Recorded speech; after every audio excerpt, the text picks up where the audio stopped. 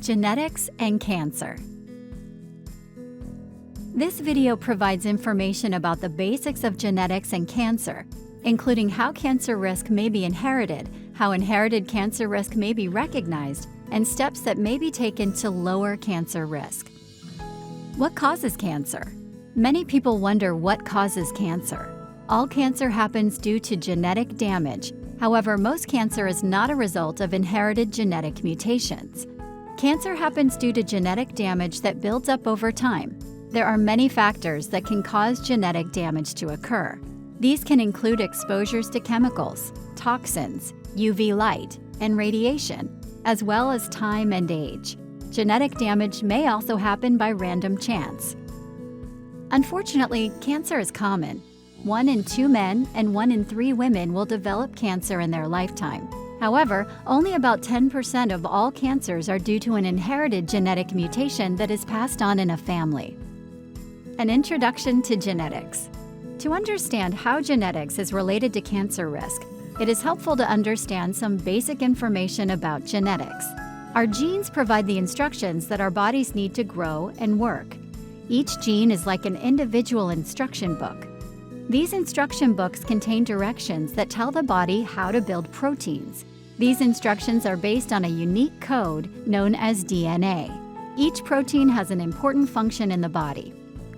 A spelling difference, or change in the DNA code, is called a mutation or variant. In many cases, a mutation doesn't cause any harm or negatively affect our health. However, some mutations affect the way that a gene works. This can cause the gene to either make a protein that doesn't work how it should, or to make no protein at all. Not having one of these working proteins can cause a higher chance for some health conditions, such as cancer. Some genes make proteins that help repair the damage that happens to our DNA. Repairing this damage can help to prevent cancer. These genes are referred to as DNA repair genes. Examples of genes related to cancer risk are called the BRCA1 and BRCA2 genes, both which play a role in repairing DNA damage and help to prevent breast, ovarian, prostate, and pancreatic cancers. Other DNA repair genes, such as MLH1 and MSH2, play a role in repairing damage that can lead to colon, uterine, and other cancers. Most people are born with 2 working copies of each of these DNA repair genes, one inherited from the egg and the other from the sperm. If one of these genes is damaged over time, most people will not develop cancer because they still have a second working copy of that gene. Having just one working copy of the gene usually makes enough of the necessary protein to keep up normal function.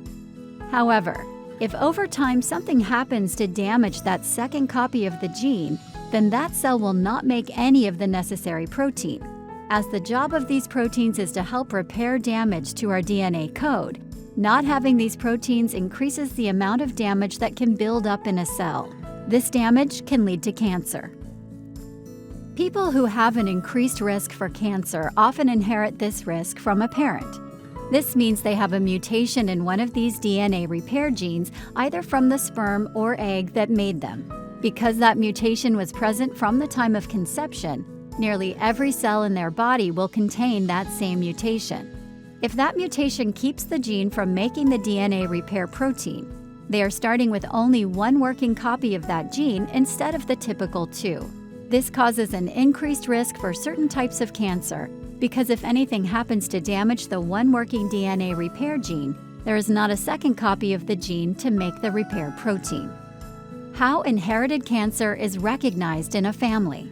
There are some signs that may be present in one's personal or family health history that can indicate a higher chance of inherited cancer risk.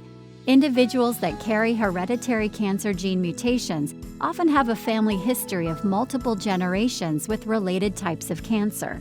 For example, if there are multiple relatives in a family with colon and uterine cancer, there could be a higher chance for an inherited mutation in a gene such as MLH1 or MSH2. In families that have an inherited BRCA1 or BRCA2 gene mutation, it is common to see a family with multiple people across multiple generations with breast, ovarian, prostate, and pancreatic cancers. It is important to recognize that cancer risk can be inherited from both sides of the family. For example, a woman may inherit increased risk for breast and ovarian cancer from a gene mutation passed down by her father. People with inherited cancer mutations often have a higher chance to develop cancer at younger ages than would normally be expected. They may also have a higher chance to develop more than one cancer during their lifetime. If an inherited risk is suspected in a family, a genetic test using saliva or blood may be recommended to determine if there is a gene mutation. Why does this matter? You may be wondering why someone would want to find out if the cancer in their family is due to an inherited mutation. The goal of learning this information is to allow for cancer prevention and earlier detection. Not every person who has a mutation that increases the risk for cancer will develop cancer, but their chance to develop certain types of cancer is increased. If someone learns through a genetic test that they carry a mutation that increases their cancer risk, they can work with their healthcare provider to plan for more frequent cancer screening to allow for detection of cancer early when it is most treatable. There are also steps that can be taken to prevent cancer from developing in some cases. For example, individuals who have an inherited risk for colon cancer may consider beginning colonoscopy at a younger age than typically recommended to prevent colon cancer by allowing for removal of precancerous polyps before they grow into a cancer. If one person in the family is found to carry a gene mutation related to inherited cancer risk, other family members may also have that same mutation. Once a gene mutation is identified, other members of the family can have genetic testing too. Do you wonder if cancer may run in your family due to an inherited genetic mutation? Here are some questions to consider. Is there more than one person who has had cancer on the same side of your family? Are there any people with cancer diagnosed at younger ages than typically seen?